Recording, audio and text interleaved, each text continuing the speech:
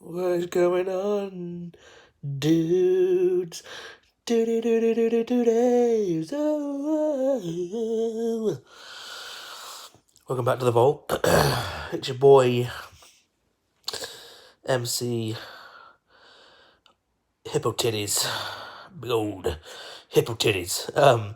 And another late review for you guys. My apologies. I am an awful human being.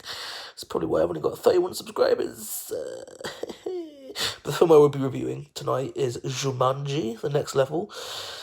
So let's just jump straight into it. This one opens with a reintroduction to our original players before we are introduced to Grandpa Frank and his friend Milo. A really fun cast for this one. The four young original teen cast members return to give a great performance as they did in the last film, and they are once again joined by Dwayne Johnson, who is smouldering as always, Kevin Hart, who gives a hilarious performance parodying the character of Milo, Jack Black, who plays at least two different characters really well, and Karen Gillan, who once again kicks ass in short shorts. I'm sure her shorts in this film are shorter than they were in the last film. But hey, the standout for me, though, was Danny DeVito. He wasn't in it much, but he gave a humorous and touching performance. I really do love Danny DeVito in anything he does, honestly. Aquafina also lends her comedic talents to the cast. The story for this one follows on from the first film, released a couple years ago. We once again joined Spencer, who has broken up with Marta and is struggling with college life in New York. Because of this, he decides to once again enter the game of Jumanji. The second installment is about as action-packed and crazy as you'd expect. The story plays out nicely and even fun paced, even packs a couple of emotional moments, mainly between Frank and Milo. For my money, this second film was much funnier than the first in many regards. Kevin Hart really tickled me playing an old man who takes ages to get to the point. Jack Black also killed with his effeminate portrayal of a young blonde female once again. Just a much stronger sequel in terms of comedy, of the comedy. The action set pieces are bigger, bolder, fun, and exciting, whilst giving us the opportunity to see more of the world of Jumanji. The action sequences were probably the weakest aspect of this film, in my opinion. I mean, they were enjoyable, but I felt they lacked something and didn't really bring anything new to the franchise. Having said that, the sequences were by no means boring. Just things that I and plenty of others have probably seen before in other films. There is a really cool chase scene over sand dunes early on in the film that I did quite appreciate.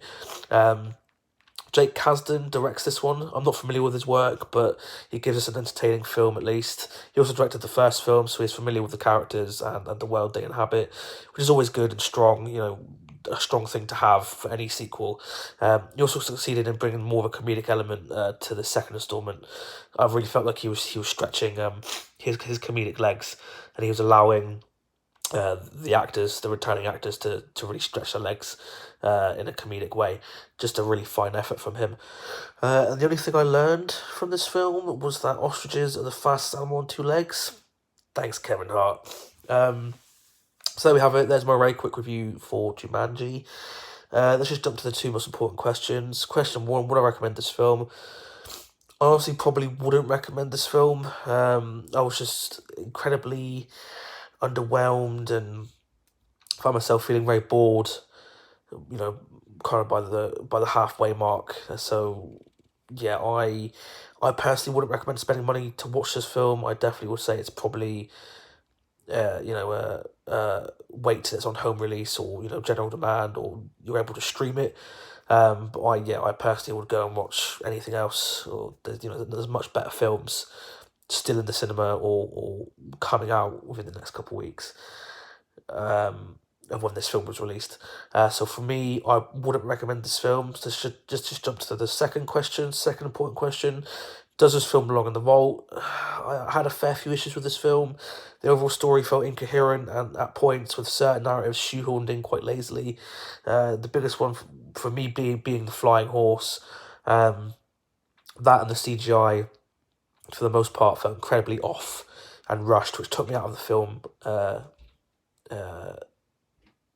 somewhat.